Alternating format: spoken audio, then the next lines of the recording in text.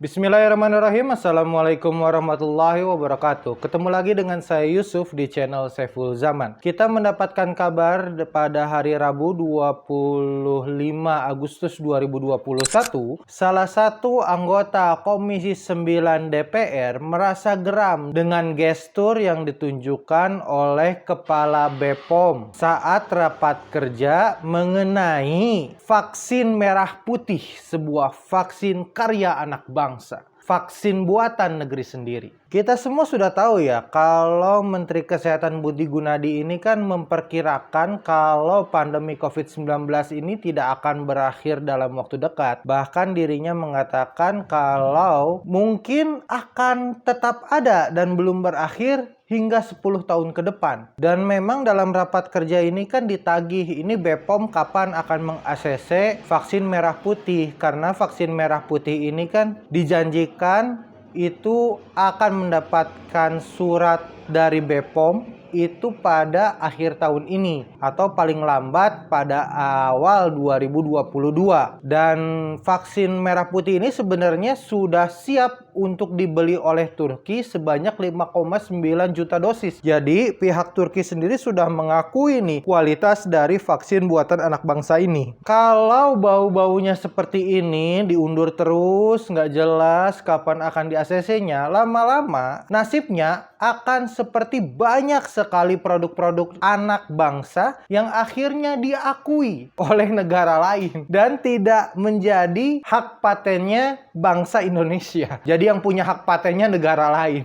Bisa jadi nantinya kalau berlarut-larut seperti ini akhirnya ya udahlah, mana resepnya, buat saya aja, biar saya yang bikin, hak patennya Turki aja gitu. Jadi Turki nggak usah lagi ngimpor 5,9 juta dosis, malah mungkin Turki yang mengekspor ke Indonesia sebanyak 5,9 juta dosis. Pengennya gitu kali ya. Dan kalau bicara tahun 2022, sebenarnya Sri Mulyani di berita yang lain pada 25 Agustus 2021 menyatakan kalau tahun depan ini vaksinasi sepertinya akan mulai berbayar untuk golongan mampu. Nah, ini sebenarnya bertolak belakang dengan apa yang dikatakan oleh Bapak Jokowi waktu itu, vaksinasi akan berbayar, kata Bapak Jokowi jangan berbayar. Nah, sekarang Ibu Sri Mulyani menyatakan tahun depan akan berbayar. Iya kumaha.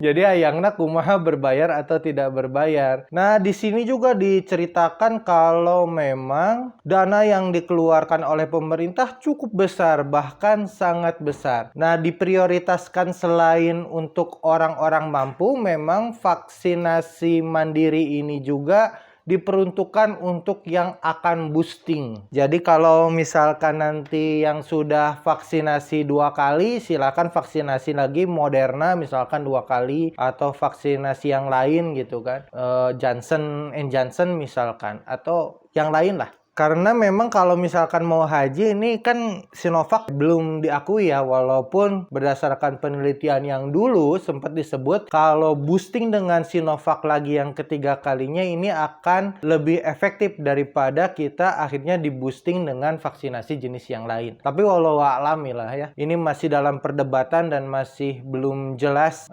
konklusinya seperti apa. Dan selain di booster dengan vaksinasi Sinovac lagi atau vaksinasi yang lain, ternyata dalam sebuah video yang diunggah oleh akun penting gak penting pada hari Rabu 25 Agustus 2021, ini ada sedikit percakapan yang terekam. Dan dalam kunjungan ke Kaltim tersebut, mereka semua, Bapak Presiden Jokowi, Menhan Prabowo, dan pejabat lainnya berbincang soal booster ketiga vaksinasi dan juga keunggulan dari vaksinasi Nusantara. Dan di video tersebut memang diceritakan bagaimana saat seseorang ini di booster dengan vaksin Nusantara hasilnya sangat luar biasa. Bahkan dikabarkan kalau tingkat imunitasnya meningkat sampai 8 kali lipat dengan vaksin Nusantara ini.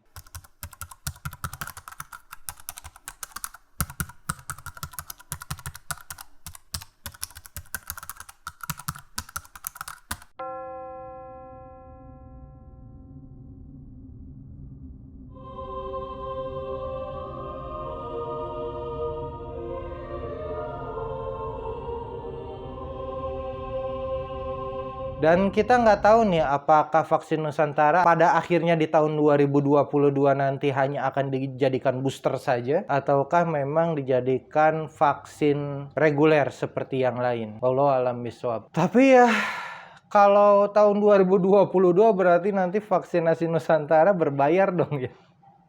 Aduh, ya Allah. Ya kita lihat sajalah ke depannya akan seperti apa ini. Apakah nantinya beneran akan berbayar di tahun 2022 atau seperti apa ya, wallahu a'lam. Yang pasti dengan vaksinasi ini ada satu pihak yang diuntungkan dan ada pihak lain yang dirugikan. Ya yang dirugikan siapa? Rakyat jelata seperti kita semua ini kalau vaksinasi harus berbayar. Apalagi harga vaksinasi kalau nggak salah ya, kalau mulai berbayar ini nggak bisa disebut murah juga. Kalau kita punya anggota keluarga yang sudah cukup usia, misalkan bukan anak-anak, 5 orang ya lumayan juga ngeluarinnya gitu ya. Ya, saya juga sampai sekarang belum mendapatkan kesempatan untuk divaksinasi dan saya masih mencari kesempatan untuk divaksinasi berhubung waktu itu sempat jadi LC, lulusan COVID, jadi baru bisa divaksinasi nanti bulan Oktober. Ya, wallahu a'lam bishawab. Wassalamualaikum warahmatullahi wabarakatuh.